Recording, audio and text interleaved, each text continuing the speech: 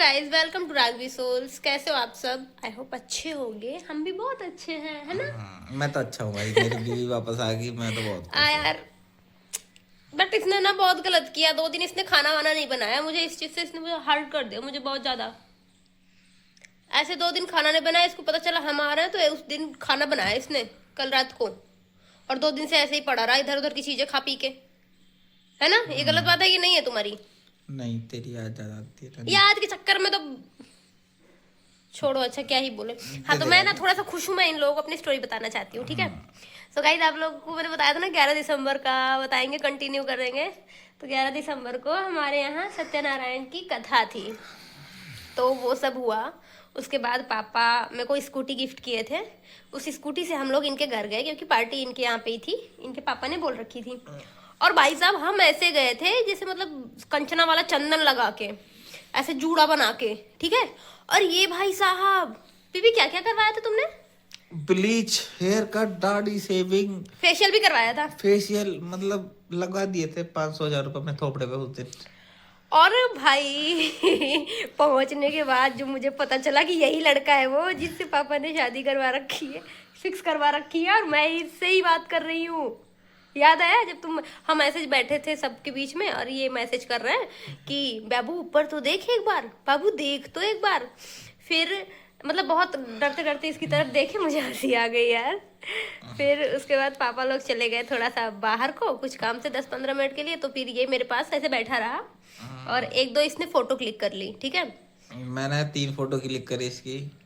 अब वो आपको इस वीडियो में दिखाऊंगा कि पहली फोटो में कैसा था, दूसरी में कैसा था और तीसरी में कैसा था। बहुत गंदे लगते थे यार, हम दोनों बच्चे जैसे थे। वो 3 फोटो दिखाऊंगा मैं आपको, देखना भाभी। बट फिर शाम को हम लोग तैयार व्यार होके गए थे। पार्टी वहां पे थी, कौन सी थी? ग्रैंड वेनिस मॉल, हाँ, ग्रेटर नोएडा ग्रेटर में। नोएडा ग्रैंड वेनिस मॉल में थी। तो वहाँ पे केक वगैरह कट हुआ। थोड़ी सी ये मुझे टेडी बियर गिफ्ट किया था। उसके बाद मतलब खाना वाना खा के सब लोग, पापा और इनके पापा घर चले गए थे। हम, भैया और ये थे, तीनों लोग आ रहे थे। लिफ्ट के पहले इसने मुझे घुटने के बल बैठ के प्रपोज कर दिया।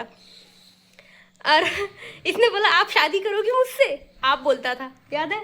और पीछे 5-6 लड़के ग्रुप में खड़े भाई, जो उन्होंने तालियां बजाना शुरू की, सीटी मारना शुरू की, प्रपोज कर दिया, भाई प्रपोज कर दिया। प्रपोज कर दिया यार भाई। बिल्कुल फिल्मी सीन बहुत था। बढ़िया। फिर इसने मुझे एक ब्रेसलेट दो ब्रेसलेट दे रखा था। एक वाइट कलर का, एक ब्राउन कलर का था, और एक रिंग पहना रखी थी इसने मुझे। मेरे से रिंग थोड़ी सी खो गई है, वो मेरी गलती है, क्योंकि वहां से पापा का जब ट्रांसफर हुआ था ना, तो इधर उधर सामान रखने में हो गया था, मेरे से खो गई थी। और ब्रेसलेट आज भी मेरे पास है। तो उसके बाद ये सब हुआ, प्रपोज वगैरह किए। फिर हम लोग, इनके भैया को पता था, भैया आगे चले गए थे। हाँ, और फिर हम लोग घर गए। उसको सारी चीज बता दी भैया को। हाँ, भैया को सब कुछ पता। हम लोग घर गए, फिर इनके पापा, हम, इनके भैया सब लोग बैठ के लूडो खेल रहे थे, याद है? शाम को लूडो वगैरह खेला, थोड़ा सा एंजॉय किया। मेरे पापा सो गए थे क्योंकि उनकी ड्यूटी टाइम की आदत है ना, 10 बजे तक वो सो जाते हैं। थोड़ा सा एंजॉय किया।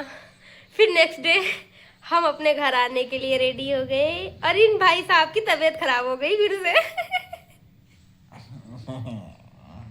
शक्ल दिखाओ, इनकी तबीयत खराब हो गई थी, वही बुखार वगैरह। और ये दूध लेने गए, फिसल गया। ये इतनी जल्दबाजी में निकल रहा था दूध लेके। अरे वो दूध लेकर आना था मुझे दूर से, और मेरे को वापस इसके पास आना था।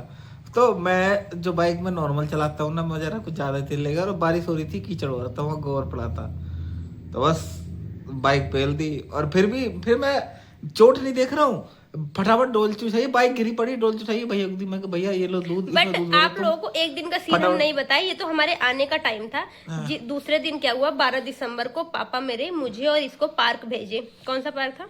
अब सिटी वो पार्क। देखो, जेपी के पास जो पार्क है, अल्फा 1 में, ग्रेटर तो नोएडा में, लोगों को पता हो गया। हाँ, हम लोगों को पार्क भेजे, और इससे बोल रखा था मेरे पापा ने, तुम दोनों एक दूसरे का नंबर लो, बातचीत करो, एक दूसरे को समझो, और एक दूसरे के अंदर की कमियां निकालो, कमियां ढूंढो।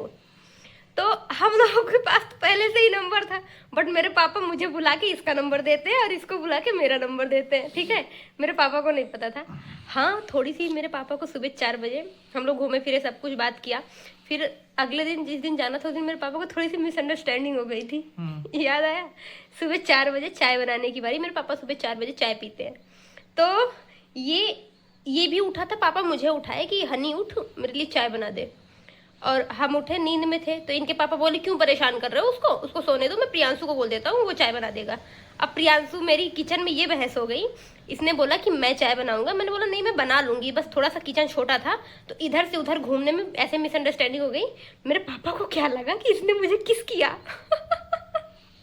मेरे पापा बहुत फ्री माइंड थे यार, सच में। पर ऐसा वो कुछ नहीं था, बस यही था जो भाई साहब तमाशा हुआ था इस चीज का मैं बता नहीं सकती। ये पापा मेरे से डायरेक्ट नहीं बोले, पापा को लगा इसने मेरे गाल पे मुझे किस किया, और वो घूम के बस साइड में खड़े हो रहे थे। इतना हम लोग भी नहीं खुले थे एक दूसरे से कि किस तक पहुंच जाए। हाँ, तो क्या बोलते हैं, पापा ने मेरी दीदी को कॉल करके बोला, मेरी बरखा दीदी को, कि हनी को समझा दो ऐसा वैसा कुछ ना करे अभी ऐसा। मतलब दीदी मेरे पे गुस्सा हो गई, और इनके पापा से फिर हम रो रो के बताने लगे। मेरे बच्चों वाला दिमाग समझो। मेरे पापा मेरे से गुस्सा हो गए, मेरे से बात नहीं कर रहे थे, मुझे वो समझा रहे थे एक चीज, मैं ऐसे बोल सकती हूँ डायरेक्ट ब्लॉग में, कोई दिक्कत नहीं है। उन्होंने मेरे को समझाया आते वक्त कि बातचीत करो, घूमो फिरो साथ में, कोई दिक्कत नहीं है, बट फिजिकल मत होना शादी के पहले।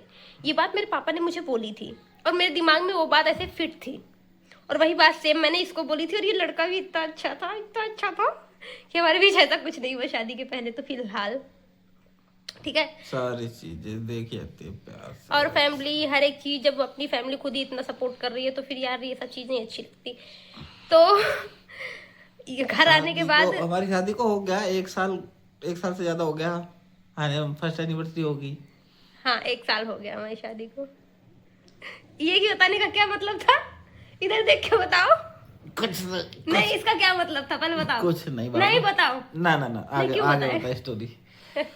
तो पापा मेरे से बात नहीं कर रहे थे, और जब बहुत ज्यादा दीदी मुझे बताई कि ऐसा ऐसा पापा को लगा, पापा ने मेरे को बोला, मुझे भी डांटा। मैंने बोला दीदी ऐसा कुछ था ही नहीं, जिस लड़की को अभी हम पहली बार मिले हैं उसके साथ तुमको लगता है ऐसा कुछ हो जाएगा, पापा को कोई गलतफहमी हुई है। फिर मैंने इनके पापा के पास रो के फोन किया कि अंकल जी पापा को समझाओ, ऐसे मतलब रो रो के कि पापा को समझाओ, मैंने ऐसा कुछ नहीं किया था, हम लोग बस वहां पे जैसे बोल रहे थे कि मैं चाय बनाऊंगी, ये बोल रहा था मैं चाय बनाऊंगा। बोले बेटा मुझे पता है। इनके पापा यार इतने फ्री माइंड थे, और मेरे साथ एकदम एक दोस्त की तरह रहते थे। आगे की स्टोरी भी बताएंगे बट वो लंबी है, बट वो उस टाइम की बात है। वो मेरे साथ दोस्त की तरह रहते थे, वो मेरे बहुत फेवरेट थे। पापा के जितने दोस्त थे सब में से वो मेरे फेवरेट अंकल जी थे, इनके पापा। तो मैंने उनको बोला मैं समझा दूंगा, बट वही होता ना किसी के दिमाग में कुछ चली जाए। फिर मेरे पापा यही बात मुझे 2-3 दिन तक बोलते रहे कि मतलब बातचीत करना, ऐसा कुछ मत करना जिससे मेरी इज्जत पे कोई बात हो। फिर मैं आके मम्मी को बताने लगी, मेरी मम्मी पापा से गुस्सा थी कि क्या बोलते, मम्मी को भी नहीं पता था पहले, बाद में पता चला कि हमारी इंटर कास्ट शादी होगी। तो मम्मी मेरी गुस्सा हो गई कि हम मतलब समाज वमाज को लेके ऐसे कि 4 लोग के बीच में रहेंगे, लोग ये बोलेंगे, मुझे वो बोलेंगे। फिर देखो मेरी मम्मी की थोड़ी सी एक बात ये भी थी कि उनको जब ये पता चला कि इनकी मम्मी नहीं है, तो मतलब वो मेरे लिए ऐसा सोचती थी, एक बेटी के लिए हर माँ सोचती है कि मेरी बेटी घर में सबसे छोटी अपने घर में ऐसे रही है, वो वहाँ पे अकेले कैसे मैनेज करेगी। उनको इस चीज़ का भी डर था, तो वो बोलती थी कि मतलब मम्मी मेरी पीछे हटती थी शादी से। और मेरे पापा का ये कहना था कि मैं शादी कराऊंगा तो अपनी पसंद से ही कराऊंगा, और मैं इसी से शादी कराऊंगा। और अभी हमारी शादी में भी बहुत सारे लफड़े थे, वो तो आपको धीरे धीरे पता चलते रहेगा। और यार आप लोग सब्सक्राइब करो ना, तब मजा आता है यार स्टोरी बताने में, देख के चले जाते हो। सब्सक्राइब भी करा करो, ठीक है, और कमेंट भी किया करो, ठीक है। और आपका कब सबसे ज्यादा कौन सा अच्छा सीन लगा, कौन सा पार्ट अच्छा लगा, ऐसा कुछ करके। मेरे मम्मी पापा का झगड़ा होता था कि शादी नहीं कराएंगे, मैं इसको बोलती थी, फिर ये बोलता था मैं सब कुछ ठीक कर दूंगा, सब कुछ ठीक हो जाएगा। और हाँ, तो फिर ना जनवरी में मेरी मम्मी आती हैं मेरठ, हम लोग क्वार्टर में रहते थे एक, तो वहाँ पे 31 को पापा ने इनके पापा को, इनके भैया को, इनको, और मेरे चाचा का लड़का था, मेरी मम्मी थी और मेरी बहन की बेटी थी, वो सब आए थे, ठीक है। तो इसने मम्मी को इम्प्रेस करने के लिए क्या किया था, इसने खाना में मेरी मतलब खाना बनाने में मेरी हेल्प की, क्योंकि काम वाली दीदी मेरी ऐसी थी ना कि जिस दिन मेहमान आने का रहे ना उस दिन वो गायब हो जाती थी ऐसे, तो मुझे करना पड़ता था। मुझे खाना बनाना बिल्कुल भी नहीं आता था यार, उस टाइम कुछ भी नहीं आता था। फिर हम दोनों ने मिलके मतलब खाना बनाया था, मम्मी भी थोड़ी सी हेल्प कर रही थी। तो इसने मेरी मम्मी को इम्प्रेस करने के लिए अच्छा अच्छा खाना बनाया, गाजर आलू की सब्जी बनाई थी और मेरी मम्मी इम्प्रेस भी हो गई थी इससे, ठीक है। बट वही था ना कि वो थोड़ा समाज वमाज के बारे में सोचने लगती थी कि ये समाज क्या बोलेगा वो क्या। और मैंने ना इनके पापा को इम्प्रेस करने के लिए गाजर का हलवा बनाया था वो सीन भी क्या था यार, बहुत मजा आया। तो मैं ऐसे ही होता भाई, प्यार में पड़ने के बाद ना ऐसे ही होता है। मेरा मतलब वैसे ये था कि सब कुछ चला जाए, बस ये नहीं जाना चाहिए मेरे पास से। मुझे ना इससे इतना प्यार है और मैं क्या बताऊँ, मैं शब्दों में नहीं बता सकती हूँ। मेरी मम्मी को इम्प्रेस करता हुआ ये खाना वाना खिलाता था, मेरी मम्मी भी खुश रहती थी। फिर हम लोग ना मतलब घर में मतलब ऐसे इसका ऐसे मम्मी की घर में तो पूजा वूजा हुई छोटी मोटी। फिर हम पापा मम्मी मतलब सब लोग मिलके मेरठ में हस्तिनापुर गए थे, हम लोग घूमने गए थे जैन मंदिर वगैरह। हाँ 14 फरवरी का टाइम था वो। और हम लोग वैलेंटाइन डे पे, हमारा फर्स्ट वैलेंटाइन जो हुआ था वो हस्तिनापुर में हुआ था, मंदिरों के फैमिली दर्शन के करते साथ। हुए फैमिली के साथ। तो उसके बाद लाइफ का एक ऐसा पार्ट आया, वो मेरे लिए जो था बहुत मतलब बहुत ज़्यादा ऐसे इमोशनल भी था, प्यारा भी था। मतलब मैं शब्दों में नहीं बता सकती, बट वो उसको देखने के लिए ना आप पहले सब्सक्राइब करो, ठीक है। और वो आपको नेक्स्ट पार्ट में देखने को मिलेगा, क्योंकि ये सफ़र 6 साल का है। 6 साल का सफ़र है कि आज यहाँ पे हम लोग हैं, यहाँ तक का सफ़र आपको बताना है। तो यार जो लोग इंटरेस्टेड हो, यार मैंने यही बोला कि लोग ही सब्सक्राइब किए यार। ऐसा नहीं है कि बड़े यूट्यूबर्स को ही आप लोग सपोर्ट करो, हम लोग को भी करो। नए क्रिएटर हम थोड़े से।